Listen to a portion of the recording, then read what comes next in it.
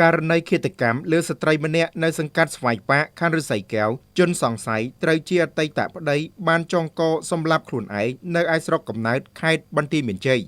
សមត្ថកិច្ចបានបញ្ជាក់ថាកាលពីថ្ងៃទី10ខែមីនាឆ្នាំ2025វេលាម៉ោង 7:00 នាទីនៅចំណុចដីឡូវគ្មានលេខផ្លូវបេតុងក្រុមទី6ភូមិស្វាយប៉ាសង្កាត់ស្វាយប៉ាខណ្ឌឫស្សីកែវរាជធានីភ្នំពេញមានករណីឃាតកម្មបង្កដោយជនសង្ស័យជាអតីតប្តីឈ្មោះបនសេងហាប់ភេទប្រុសអាយុ30ឆ្នាំជនជាតិខ្មែរមានទីលំនៅភូមិនិមិត្ត1ឃុំនិមិត្តស្រុកអូជ្រៅខេត្តបន្ទាយមានជ័យ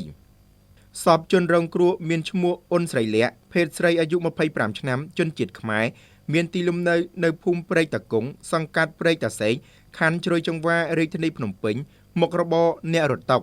ជនសង្ស័យនិងជនរងគ្រោះត្រូវជាអតីតប្តីប្រពន្ធមានកូនប្រុសចំនួន1នាក់បានលែងលះគ្នារយៈពេល1ឆ្នាំមកហើយនៅថ្ងៃកើតហេតុខាងលើជនសង្ស័យដែលត្រូវជាប្តីជនរងគ្រោះបានមកផឹកស៊ីនៅហាងមួយកន្លែងក្នុងសង្កាត់គីឡូម៉ែត្រលេខ6ខណ្ឌឫស្សីកែវដែលជាកន្លែងធ្វើការរបស់ជនរងគ្រោះចំនួន3ថ្ងៃជាប់គ្នាមកហើយក៏មានទំនាស់ពាក្យសម្ដីនឹងគ្នាដោយជនសង្ស័យប្រច័ណ្ឌនឹងជនរងគ្រោះថាមានប្រុសផ្សេង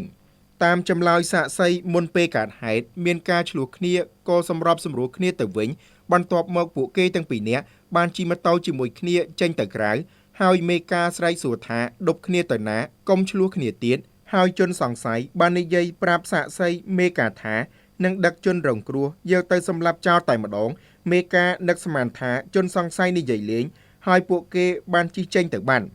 បន្ទាប់មកជនសង្ស័យក៏បានជិះម៉ូតូដប់ជនរងគ្រោះចេញពីកន្លែងធ្វើការទៅដល់ចំណុចកើតហេតុខាងលើហើយធ្វើសកម្មភាពវាយជនរងគ្រោះនិងផ្ទប់ដង្ហើមបណ្ដាឲ្យស្លាប់ក្រោយពីធ្វើសកម្មភាពរួចជនសង្ស័យបានគេចខ្លួនទៅស្រុកកំណើតខេត្តបន្ទាយមានជ័យបន្ទាប់ពីកើតហេតុសមត្ថកិច្ចជំនាញនៃស្នងការដ្ឋាននគរបាលរាជធានីភ្នំពេញបានស្រាវជ្រាវនិងកំណត់មុខសញ្ញាជនសង្ស័យហើយបានទំនាក់ទំនងទៅកម្លាំងអធិការដ្ឋាននគរបាលស្រុកម៉ាឡៃខេត្តបន្ទាយមានជ័យដើម្បីសហការចាប់ខ្លួនជនសង្ស័យលុះបន្ទាប់មកសមត្ថកិច្ចអធិការដ្ឋាននគរបាលស្រុកម៉ាឡៃបានទទួលព័ត៌មាននៅវេលាម៉ោង 20:00 នាទីថ្ងៃទី10ខែមីនាឆ្នាំ2025ថាបុរសម្នាក់ចងកសម្លាប់ខ្លួនទើបសមត្ថកិច្ចចុះដល់កន្លែងកើតហេតុទៅត្រួតពិនិត្យក៏សល់វិច័យគឺបុរសរូបនេះពិតជាជនសង្ស័យដែលបានសម្លាប់ជនរងគ្រោះជាអតីតប្រពន្ធរបស់ខ្លួននៅសង្កាត់ស្វាយប៉ាខណ្ឌឫស្សីកែវ